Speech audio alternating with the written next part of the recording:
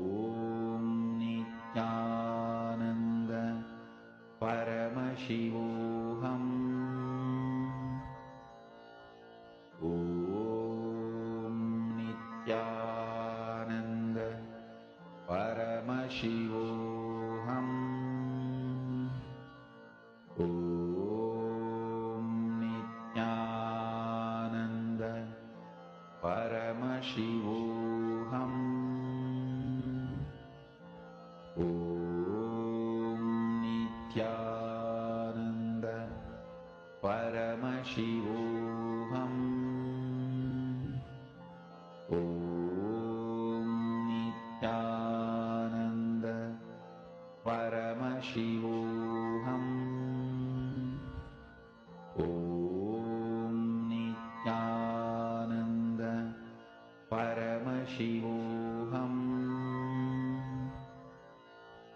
Om Nithyananda Paramashivoham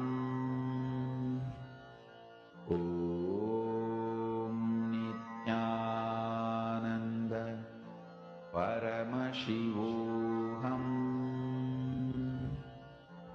Om Nithyananda Paramashivoham Om Nithyananda Paramashivoham Om Nithyananda Paramashivoham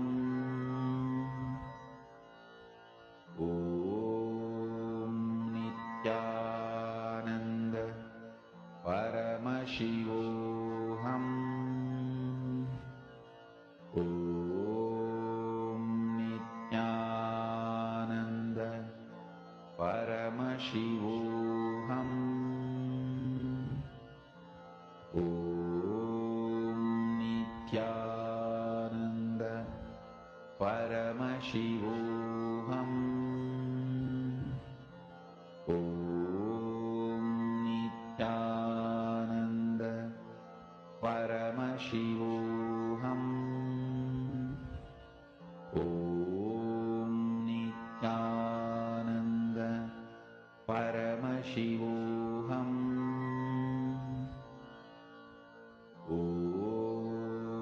Nithyananda Paramashivoham Om Nithyananda Paramashivoham Om Nithyananda Paramashivoham Om Nithyananda Paramashivoham Om Nithyananda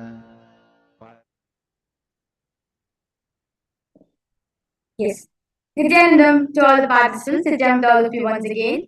We complete all of you for the delay in starting Nityananda Yoga. We were facing some technical issues. Yes. So request all the other participants to now settle down in your mats with your head, neck, and spine straight line. Bring the palms together in front of your heart, Samskaras mudra. Close your eyes. Let us now start with the Sadguru Vandanam. Nithyanandam Paramasukadam Kevalam Jnanamurtim Dvandvatitam Gagana Sadrisham Tattvamasyadilaksham Ekam Nityam Vimalamachalam Sarvadi Sakshibhutam Bhavatitam Trigunarahitam Sadgurum Tam Namami. The next is the Shiva Moola mantra, where we will be chanting Om Ham Hom Shivaya Namaha 3 times, 11 times internally. Om Ham Hom Shivaya Namaha. Om Ham Hom Shivaya Namaha.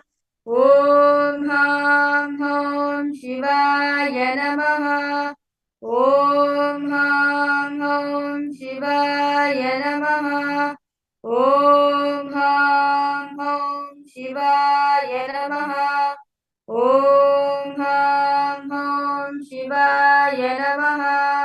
Om Ham Hom Shivaya Namaha. Om Ham Hom Shivaya Namaha. Om Ham Hom Shivaya Namaha. Om Ham Hom Shivaya Namaha. The next is the Tattvachamanam. And I request all participants now to keep your Panchapatram, the traditional cup filled with some water.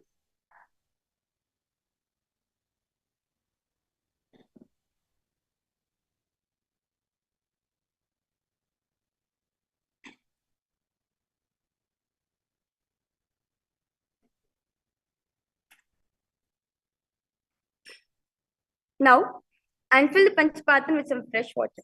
So now as the following mantra is being chanted, now with your right hand made into the shape of a cow's ear, the Gokarna Mudra, pour an Uddhanya water from the Panchapatram, chanting following mantras internally. Drink the water that flows through the base of the palms 3 times. Om Atmatattvam Shodayami Svadha. Om Vidyatattvam Shodayami Svadha. Om Shivatattvam Shodayami Svadha. Wash your right hand with water from the Panchapatram.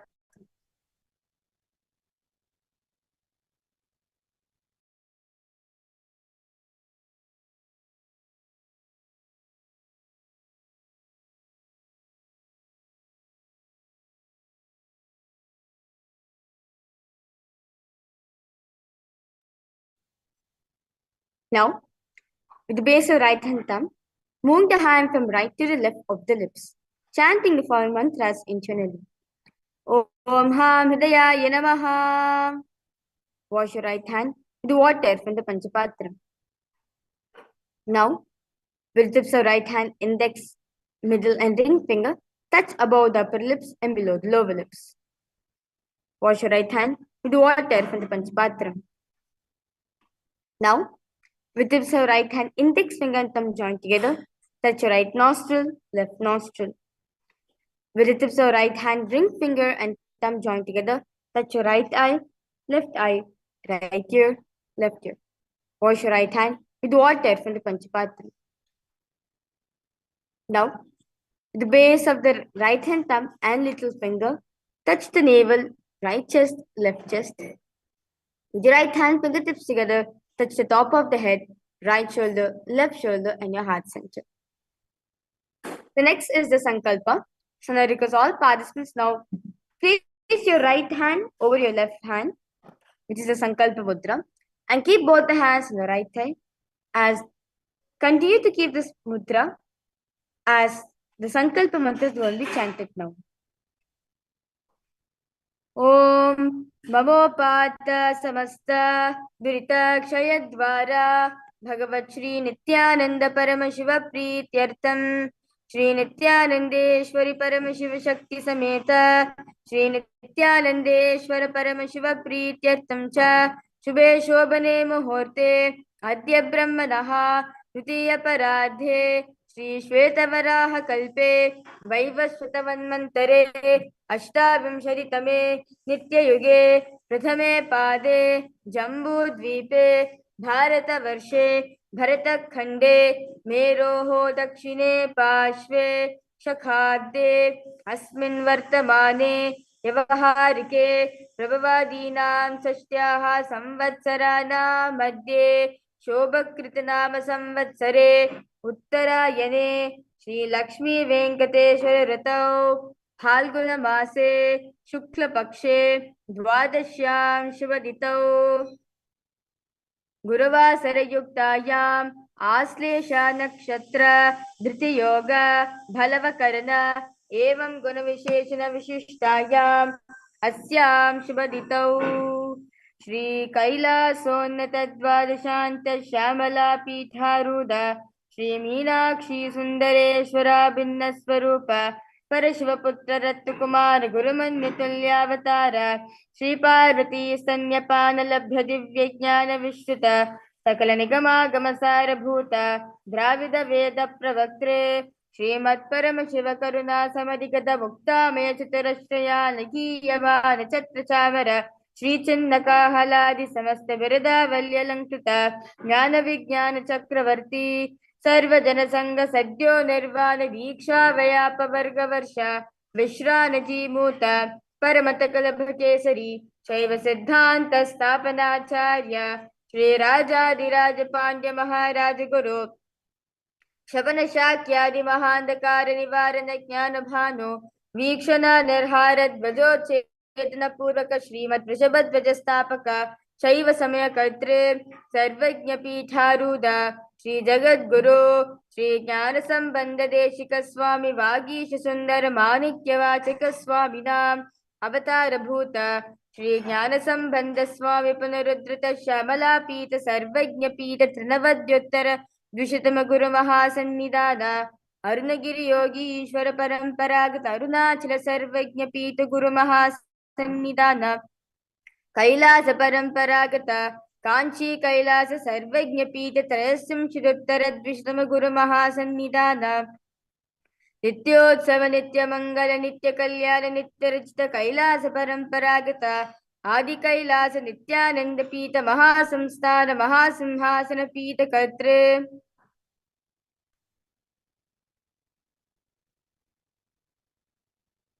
साक्षात् श्री परम समुद्भूत कैलास परंपरागत वैवस्वतमनिक्ष्वाक हरिश्चंद्र भगीरथ श्रीरामचंद्र सूरसेन इत्यादि अनवच्छिन्न सार्वभौम चक्रवर्ती परंपरागत चतुष्षष्टि योगिनी मंडित चतुष्षष्टि संप्रदाय प्रवर्तक